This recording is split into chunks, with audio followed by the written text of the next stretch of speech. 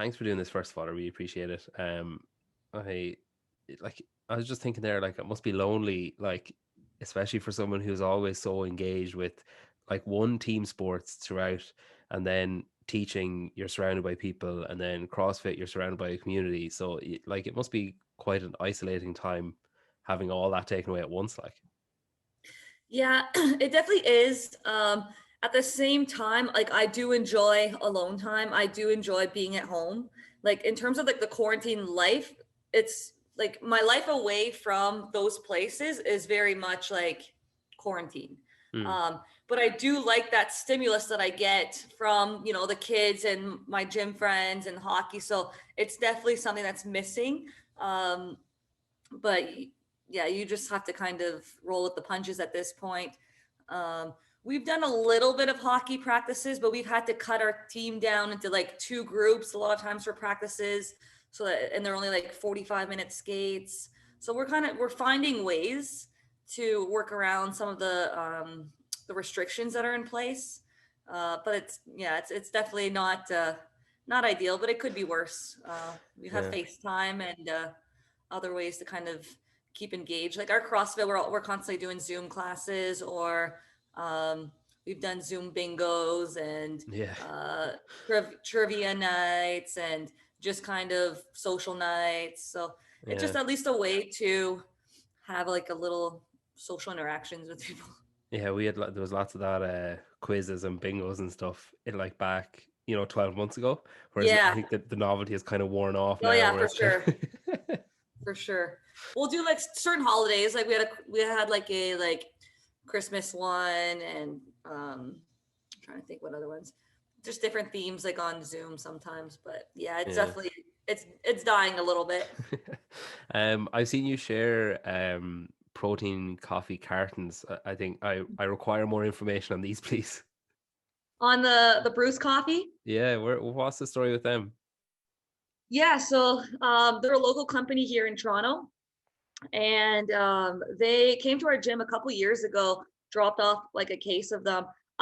So I drink hot coffee in the morning. So right now I have hot coffee, and I put my regular protein, my isolate protein in there, and I've always liked coffee and protein.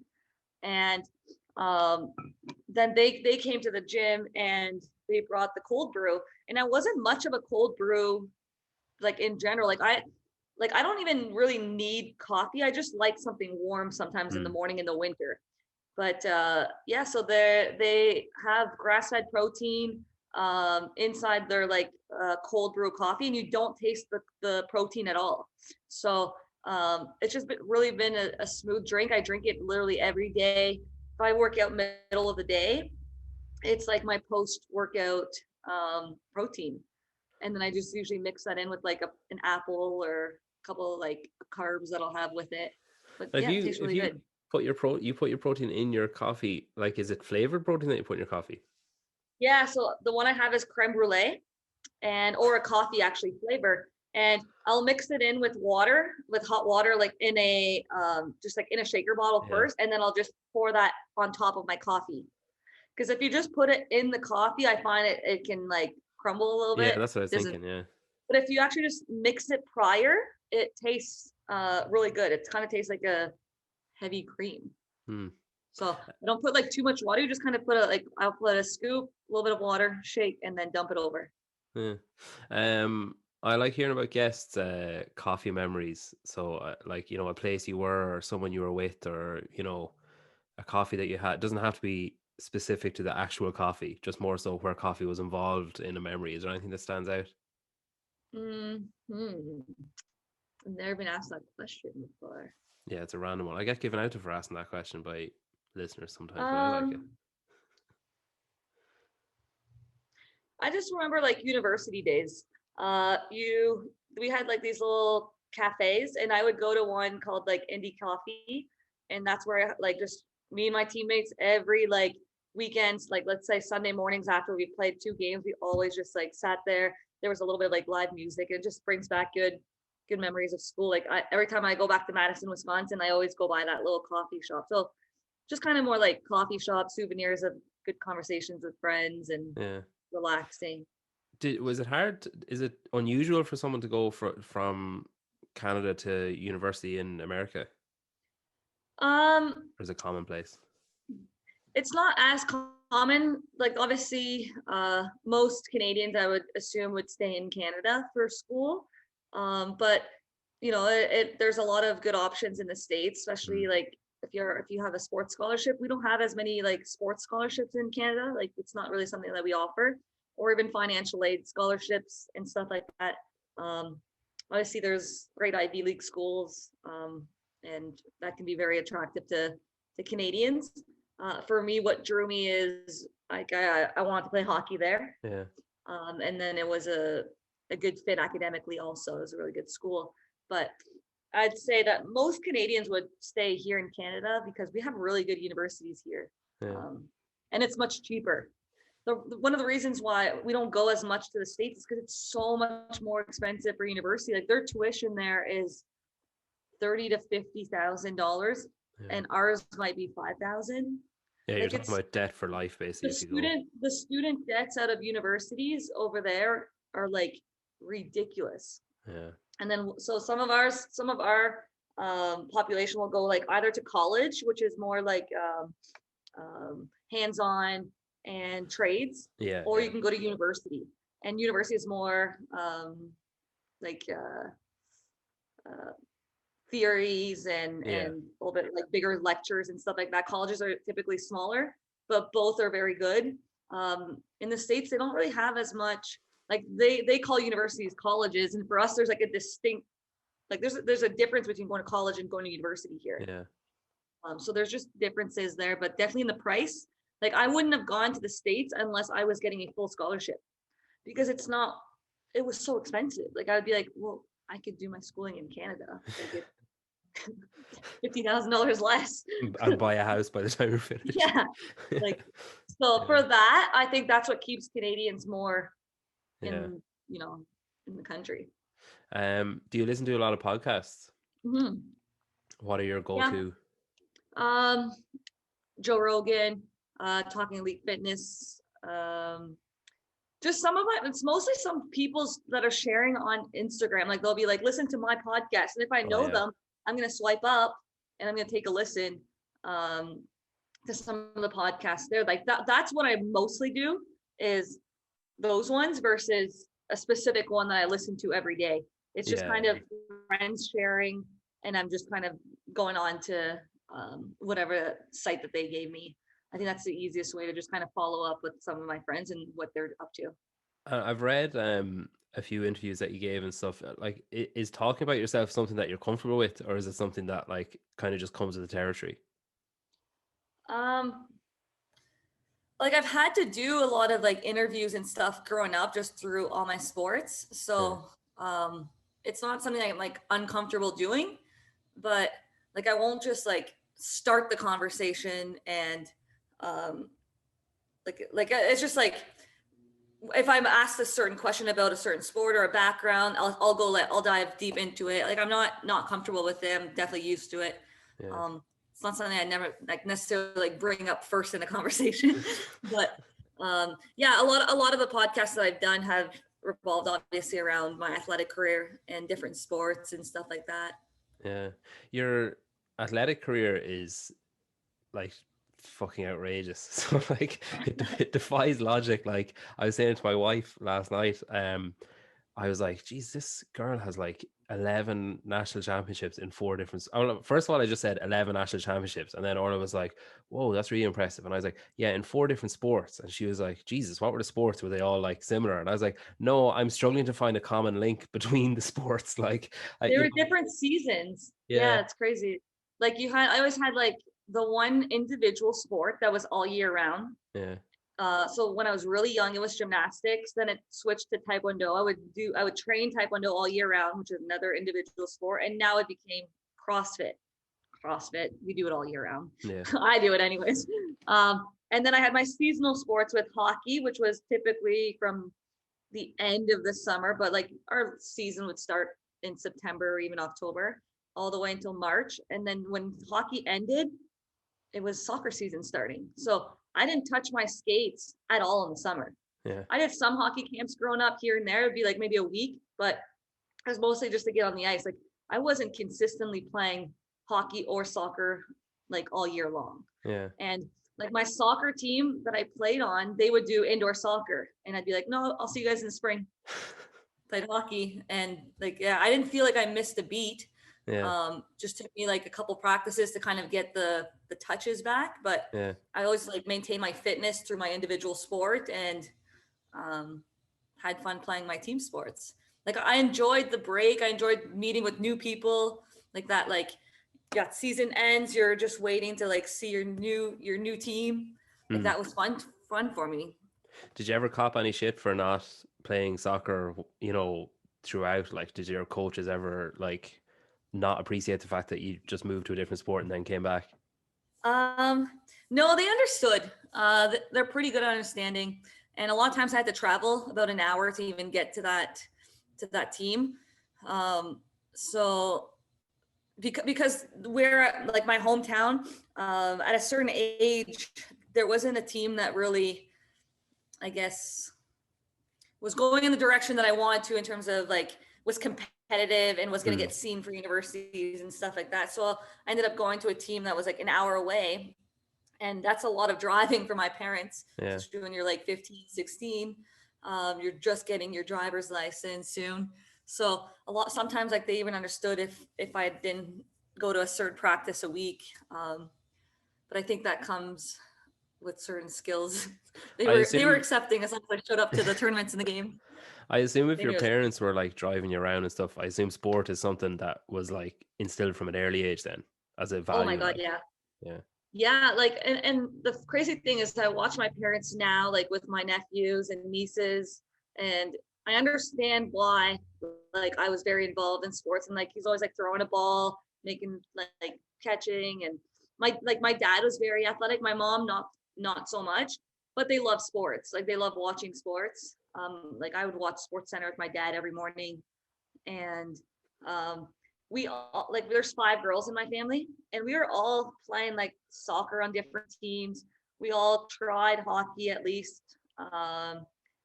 My twin did taekwondo with me, but like we were just involved. My parents wanted us to get involved in sports and different activities just so we can like get exposed to different things. And they never pushed me to do one sport. Like if I wanted to do another sport, they're like, yeah, go for it. So I think that when you have that support at home, you're very lucky. And yeah, it was good. And I had good coaches at the right time and went to like great like hockey camps and soccer schools and stuff like that. So Yeah. definitely fortunate for all those experiences. I've spoken to guests in the past about like balancing, like maybe they have to balance family and training or coaching and training or maybe college and training or something. But like it, it, it seems like you're throughout your life have been spinning like a ridiculous amount of plates at once all the time. It's obviously just something that you're comfortable with. Is it like when that's not there, is it difficult to handle not having to be really busy and, like going from A to B and on to C and back to A again? I prefer being busy. I find if I'm not busy, I'm lazy. Like I will sit and be on the couch all day if I had to. But when I have stuff going on, it keeps me on my toes. It keeps my brain fresh. Like I just enjoy that lifestyle of just kind of like I have to do this, this, this. I put everything into my phone, like everything. Like I put an alarm if it's something that I think that I might forget. I put like an alarm for the day before just to kind of be like reminder tomorrow. Yeah. Like it's just everything's there. So yeah, you just have to get organized. Yeah, if I lost my phone. um it, yeah, it's just kind of time managing. Now like I'm a teacher, so it's almost the same thing as when I was a student. I have a different role, but like I'm preparing lesson plans and I have to do corrections and stuff like that. But if I can't let that pile up, like I have to correct very fast because if I don't have time to like do a bunch of corrections, but I Yeah. can chip away at stuff. And when I was a student, I would do the same thing. I would be at school at lunchtime and I would be doing an assignment there. I didn't really care to go and hang out with a bunch of people that I wasn't going to see after school or they like it just didn't matter to me. Like, I was like, okay, well, my friends are at my sports. That's my social life. If I want to play more sports, I need to finish this stuff up, because my parents wouldn't let me like go to anything without, like there was no sacrificing school at any point. Yeah, yeah. And that was the one thing that I was really proud of, is I did equally well in school as sports. But I think that comes from just being competitive in general. Like, I want to be the best student. I want to be the best athlete. Yeah. So yeah, it's just time managing. I find I have the same schedule now that I did when I was young. Yeah, I was gonna say, like, To. it's your Like, the timetable time hasn't of the really changed. day that I'm working is very similar. Yeah, If I have homework at night, it's like, okay, it's not homework, but it's kind of homework. I'm just yeah. doing things. Even your holidays are the same. The holidays are the same. So I think I've found a job that allows me to still do all the sports that I want to do. I don't feel like like it's a lot of work being a teacher. Obviously, you would know, but it just works well. It complements very well my athletic life. Yeah, Like, the things that I want to do in the evening. Most of my activities are after school, and then if I'm very organized, I can. We always have a lesson prep time when we teach. I can use that lesson. Like, I'm either like using that lesson prep time and doing a bunch of corrections, or I might like work out there. yeah. So it buys me time, another time in the day. Planning your lesson in your head, obviously. Yes, of course. Counting the plates, doing my math work. So you teach maths and science and PE, and you went to University of Wisconsin. Like, that's just, to me, is like such a lovely circular narrative to then come back to Mhm. Madison and do CrossFit. Like, you surely get pleasure out of that fact. Oh my God, yeah. Well, back then the games were in California, and I never had the goal of making it to the games. I didn't think it was possible, as someone who was still playing another sport, someone who was working full time, to make it to that level and compete with those athletes that are doing this full time. I'm satisfied going to regionals and, obviously trying to move up in the rankings at regionals and perform well there. And then it was like Dave Castro did the invitational. Remember the Mm, invitationals that we had basically every year, or maybe every couple of years, like Team USA versus Team Canada yeah, versus Team Australia and then Team Europe. yeah, Well, one of them was in Ontario, just about an hour from where I live here, and I got to be on the demo team that weekend for those athletes. So that was really cool. And then that next day, Dave announced that the games were changing locations and they're going to Madison, Wisconsin. And that moment just flipped a switch for me in my head. And it was like, I'm getting closer at regionals. Why am I not going for it and kind of, dialing in my nutrition, training a little bit harder in the summer when I'm off?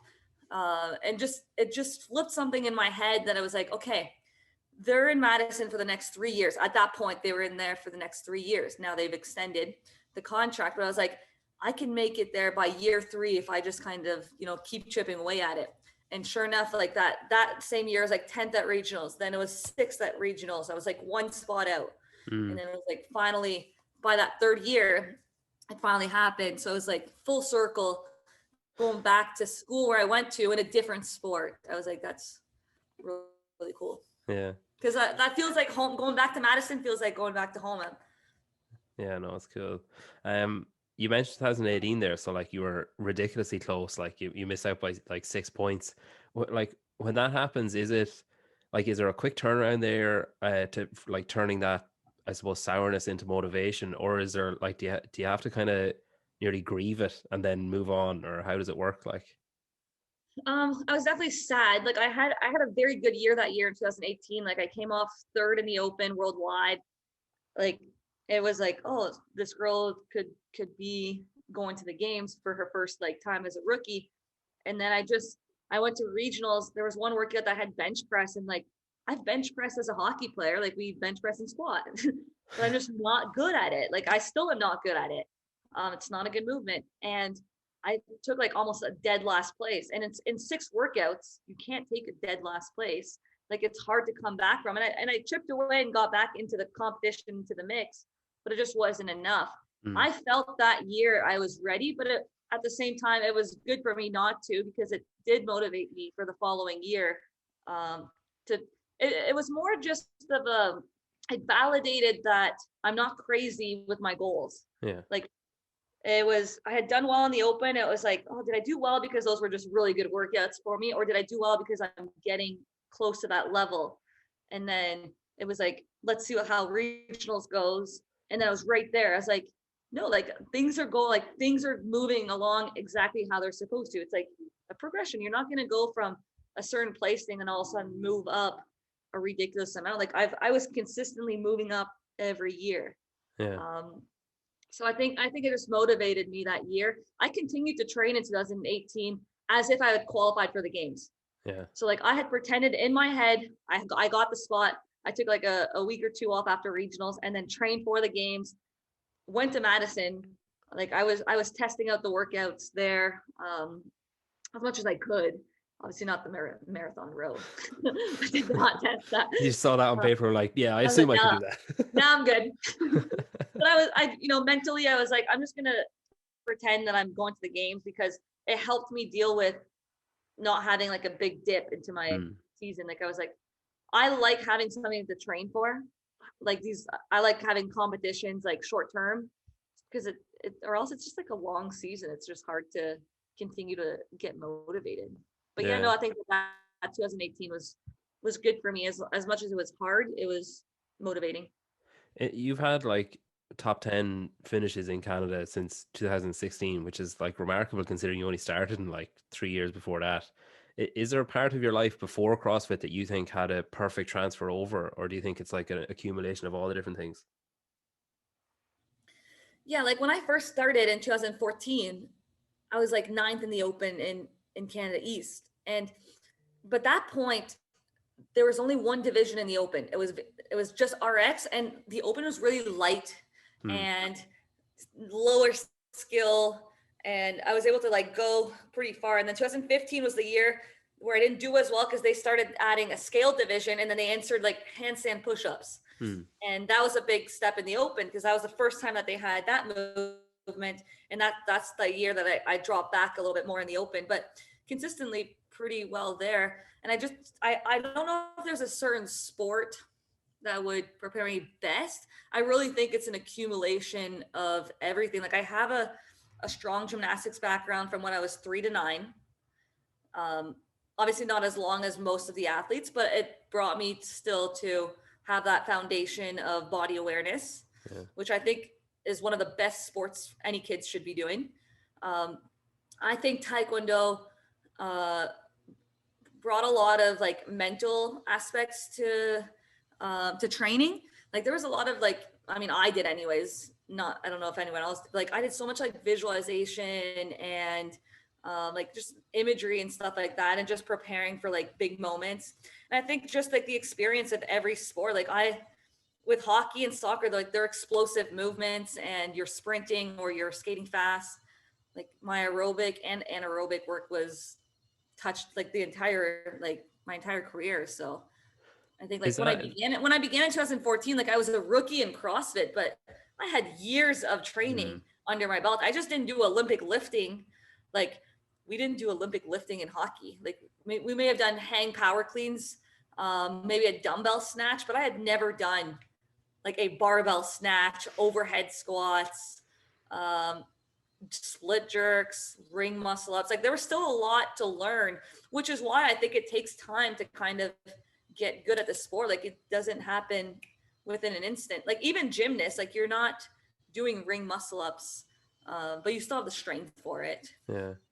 Is that visualization and the imagery, is that something that you trained yourself how to do, or were you like, did you have someone like help you with that when you were in sport? I think I naturally did it. Like I connected with music very well. Like from a young age, I would get my twin to like go in the garage with me. We'd like close the lights, we'd blast music, and we would just visualize like training, positive moments, success.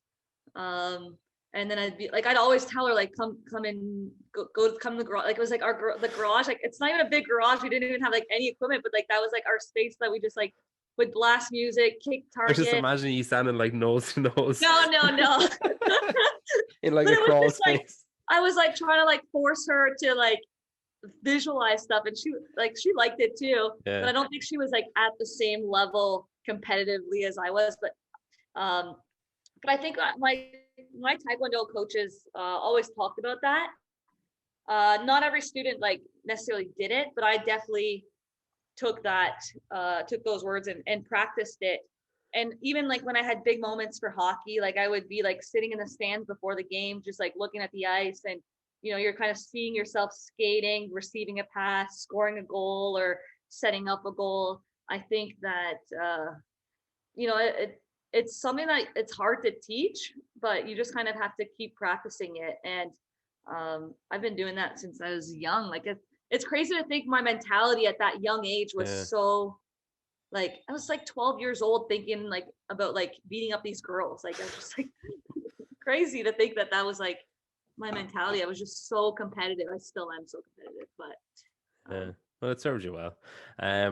In 2019, then you had your moment in the sun, and you definitely didn't disappoint. So, like, I suppose the sprint event was probably, I guess, on paper anyway, a highlight. Is that something that would stand out as a highlight for you? absolutely. That was super fun. It was really cool to kind of, you do your first, I guess it would be like quarterfinal run, and then you would wait, have to go back on the field, semifinals, and then it was like you would wait, see if you made it. So that was like a nice final event to my CrossFit Games, my rookie year there. So I was excited to kind of go back on the field. I knew that at that point that was probably my last event because of the cuts. They were cutting down Mm, to the top 10. I yeah. was actually still pretty close to making that cut. Um, but yeah, it was just exciting. I just knew it was my last event. So that was the only event of the games that year that I enjoyed, because every other event, you just didn't know if you could get cut.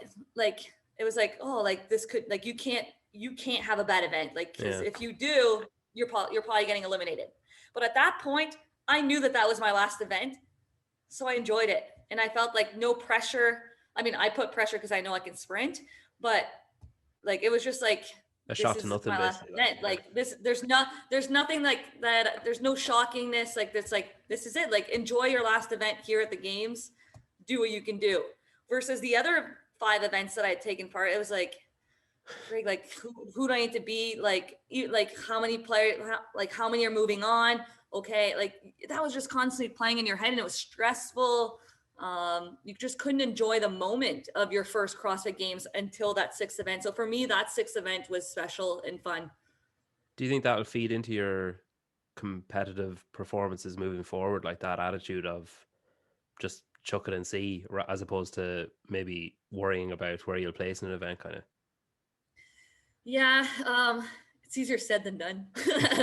It's like I want to tell myself like just perform, but at the same time, like I'm always just so hyper aware of where I am in the race, like who I need to beat at what point, because it's a numbers game. Yeah. It's controlling damage on certain workouts and attacking where you're very good, so that you can at the end of the day maximize your points. That's probably the math teacher in me. Like there's some workouts like you don't need to go as hard if you're already ahead of someone. You can like dial it back and save your energy for the next event. You couldn't do that definitely at the games that year. It's like go. You seem to have a very similar outlook to Brent of that. Like, I know he's fond of visualization, and then obviously he, maybe sometimes overanalyzes like what might happen and what could happen. So you're in good company there. When you finished like as the fittest Canadian on earth, and I suppose 11th fittest that year, like looking back, do you think you changed anything between 18 and 19, or was it a case of just following the trusted process to find that extra 1%, maybe? Yeah, I don't think I changed anything. I think I was ready in 2018. Like I was right there. I had a bad workout with the bench press, but I still felt good. But I think another year under your belt, Hmm. more time practicing movements. You're still relatively new in the sport. Like even if you're 6 years in, like that's not that much. Like when I think about my athletic careers, if I thought about how I was like 6 years practicing a sport, you're always gonna be better the 7th year. Like you need time. Hmm. Um, to work on movements, to work on pacing strategy. So I just think that extra year helped me develop my skills and just my strength, and kind of dial in a couple of my weaknesses so that they're just more balanced, because I was still very much a power athlete. Yeah. Most of my sports were lower body explosive. So there's some stuff that I just continued to work on. Still am. Yeah. But Just yeah, bro I sesh think just basically. another year under your belt just helps you just get better, more experience. Yeah. If 2018 then was a difficult pill to swallow originally, and then I suppose gave you motivation, is there any apprehension then to go again after such a successful year? Like, is it difficult to lift yourself, or is there just a straight away there's a fire lit to be back there? No, I didn't find it difficult at all to like relift myself. Like I was definitely very motivated. Like I was pissed at first because I was like, frig, like I was so close. Hmm. And you know, you kind of feel bad for yourself, and then it's like, no, like kick yourself in the butt, and you're right there. Like you like again, it comes down to like realistic goals. Like there's a lot of people that just don't have realistic like goals in life, and it's just like I knew I could be there like if I gave myself like more time and dedicated more time to it, like it's gonna come. And I was like, nope, like this is just validating that I'm on the right track. So don't change anything, keep going. Next year is it's gonna be right there again. Yeah. Um, Obviously next year was very different. So like a lot of stuff was put out of reach by COVID. I suppose your main competitive outlet was the Rogue Invitational. Had you fond memories of that, or was it just bizarre the format that it took, I suppose? It was like I liked it. Well, I suppose it brings you It was back to cool. your time in the garage of like silence and Right? Like I was fine with it. Like I like training with people, but I don't need people to necessarily push me. Hmm. Like I'm able to get to that place because I know that like my fire inside of me about like of doing well and being competitive out outweighs like just training with like other people and needing that stimulus. I don't need like it's better, but I don't need it. Yeah. So the Rogue went really well. I would have gone to qualifying spot through the Rogue Invitational had they not took out De-affiliated. Yeah. their de-affiliation with CrossFit at that point. Like I had already gotten my spot to the games through the Open, and then they switched all the rules, so then I lost it. And then I tried messaging Dave Castro and be like, would you, now that you guys are going open, or now that you guys are going online, would you consider um, inviting me and Adrian Moonweiler, who would have been the male qualifier at that point Yeah. from the Rogue? And he was like, no. I was like, okay, thanks for your consideration. Yeah. But I tried. Yeah, No, it that's was fun. exactly. Like I say writing that message. That's exactly the response you I'm pretty anticipated. sure it was like, I'm pretty sure it was like just a plain no or something. I Yeah, was like, all right. Well, at that point, I had nothing to lose. It was yeah, like, exactly. Yeah, I mean, you at first didn't want to count the Rogue Invitational because it was online, and now the games moved online. So I thought I had a valid yeah, point to kind of push forward. And it's not like Adrian's a no name. The year before, he was in the top 10 at the yeah. CrossFit Games. So it's, you know, they could have considered it for sure. They didn't, but that's okay. Maybe you should have No, put up it was your. a cool experience. Like it was in silence. Yeah. Like you couldn't see, like if you were in the first heat, which I was on day one, like I didn't know where my score would lie. And then my friend like had her iPad open, and then she like as soon as the heat was done, she'd be like point because Oh yeah.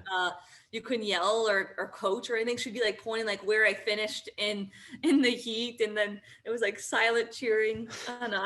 I thought the Rogue Invitational was really cool. I think they put on a great event. They treated us so well. They sent us gear. It was really cool. Like that was the first time that we had seen anything like that, Yeah. like an online format of a competition. Like Loud and Live just did a very similar recently, but they definitely got inspired by what Rogue did. Like Yeah. Rogue started this, and or whatever company they used to make it. But yeah, I thought it was a really cool experience, especially in a season that didn't really have anything. It was fun. I Yeah. enjoyed it.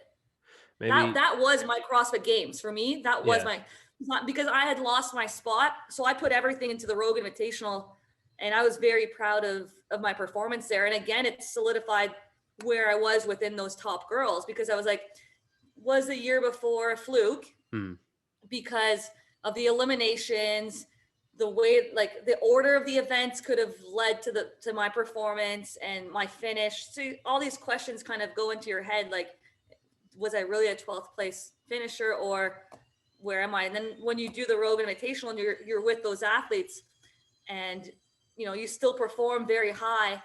Like I only had one bad workout. It was a double under workout, but every other workout was, I think, a top 8. yeah, With two second places. Like it was just like I was ready for that competition, and I was really happy with that. yeah. Um, the new system then, does that fill you with excitement or dread, or do you give a shit? Is it just like, just keep doing what you're doing? Like you've obviously performed well in both systems. Like when it was the open based and nationality based, I suppose you performed well, and then going back to regionals, you perform well. So is it something that just doesn't phase you at all? I just want to know, like, what the rules are. Like I feel like they've released half of the Mm, rule book for the year. Um, so I don't know how many times we have to travel or where we have to travel to. It looks like it's going to look like the previous system from before. You have to at least prove yourself on the competition floor at some point, mm, which I like. I want to compete on the floor. Um, but yeah, the goal is the same. I want to qualify to the CrossFit Games by whatever means and the quickest way possible. Like if that means, you know, like back then it was like, if you could qualify in the open, you want to qualify in the open, because then you can plan out your season better. So whatever way that I'll be able to qualify, I'm going to try to go for it, because the goal is obviously to get back to the CrossFit Games in Madison. yeah. Outside of that, then obviously, like if you're playing like seasonal sports and stuff, when they started saying that, like say Wadapalooza will be in January and Dubai, like nothing's been said, but it kind of seems like it's going to stay around the December mark. Like, Yeah. is that something that you'd be interested in making it, like, I suppose it's difficult with work as well, I guess, but making like a play for a more professional, like earning opportunities, I guess, throughout the close season? I think I really like the idea that they're going to be going, basically, here's the season from, let's say, March to end of July, early Yeah, August. And here are these big competitions out of season that you can still go and earn money and travel and stuff like that. I really like that. However, I think that's an easier season for people that don't work full time. yeah, Like yeah, I can't just travel to Dubai and take a week, 2 weeks off, because like you got, like it's 13 hours ahead or behind. I don't even know anymore. Ahead of where I am right now.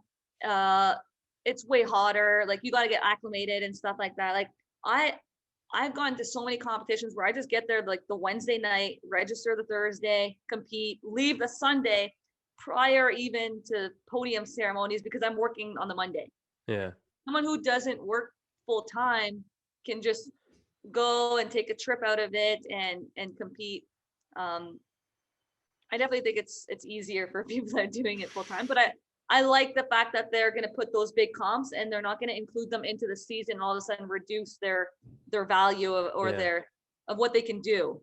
yeah, Like let those big competitions do what they want to do, and the sponsors that they want to do, and it allows for other people that might not fit into that competition season, if there's an injury or something, that they still fight for, another competition. And they have more than the elite divisions at those. Like like if you look at Wadapalooza, they have the adapted division. They yeah, have teams of 3, teams of 4, teams of whatever, two people, individual RX. Like those competitions aren't just meant to do like yeah. masters and um the elite. So I think it's cool to go to those competitions.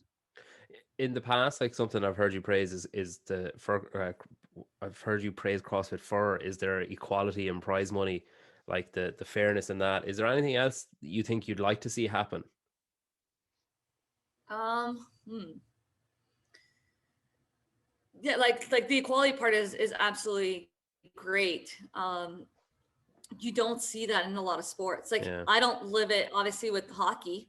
um there's such a big difference in what that is. But I think that going towards a more professional season would be something to would be the next step for CrossFit, because if you could turn this into a more consistent salary type base, like if you did I wonder if they could, like, based off the open or based off of certain point system, give a certain salary from like the open money that they get, Yeah. so that there's some kind of revenue, and you would get a certain amount of money to compete. I don't know. That would be, I think, the next step for CrossFit, because I think that in terms of equality and stuff like that, like they're ahead of they're ahead of almost all the sports. Like I don't know many sports that give the same amount of prizing money for females and males. Like it just doesn't happen. Yeah. But I think if we could make a professional league or season out of it, I think it just legitimizes our sport even more. Yeah, I think probably the big issue there, I think from what I've heard in the past, the games is not a money earner. So it's like, I suppose they need to make that into a cash cow first so that they can Yeah. then use that money for, because I know, say, like when you consider the money that they get for the open and then the money that they get from the games, it just about holds its own, if not losing money. So I suppose they Yeah. seem to be professionalizing that aspect of it. And I guess if this works this year with the Continentals and stuff, you'd hope that it will be at least consistent and a consistent base to build Yeah. off, rather I than think pulling the rug out every 6 months. Like that's I think that also the thing that I'd like to see is that consistency in what is expected of a competition, whether it's the rules, whether it's the money prizing. I just feel like it varies so much. You don't know what to expect. Like you can go to competition, they promise you something, and then they switch it out. Yeah.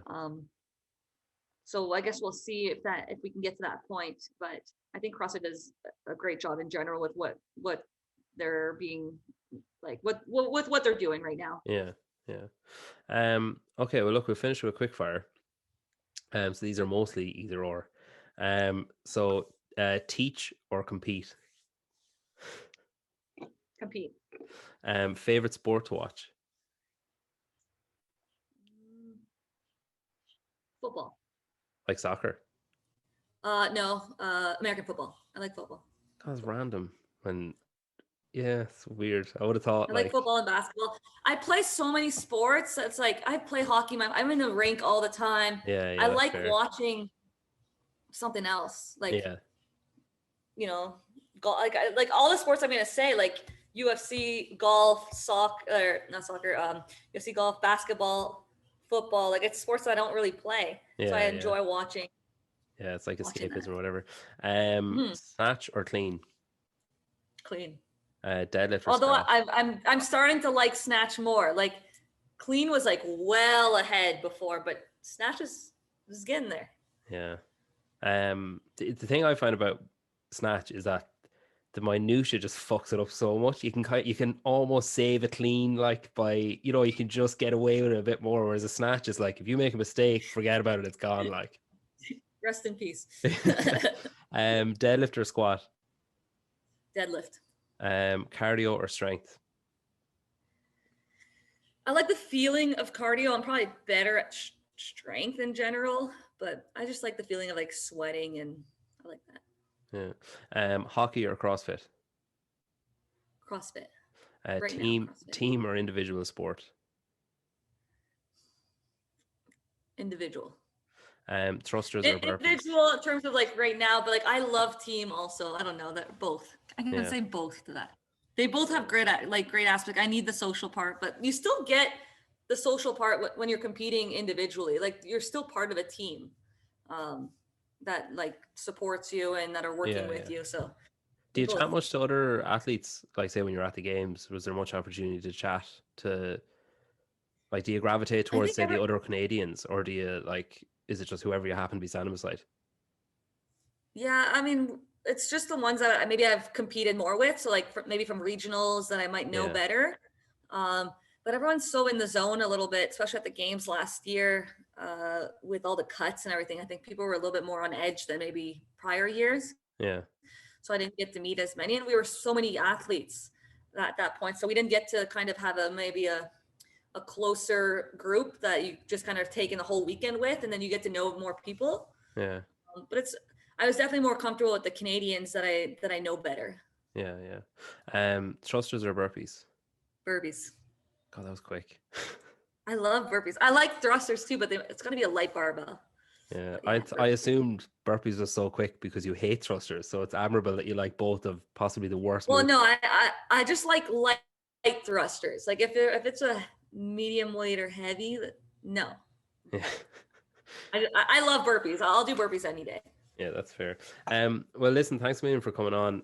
Best of luck with whatever the season looks like, and with the Yeah. rest of your homeschooling. Hopefully, I'm more than confident at some point you'll get your chance to return to Madison. Hopefully, everything goes right this year, COVID wise, and everything else, and you get your chance this year. But I'll be looking forward to seeing how you do.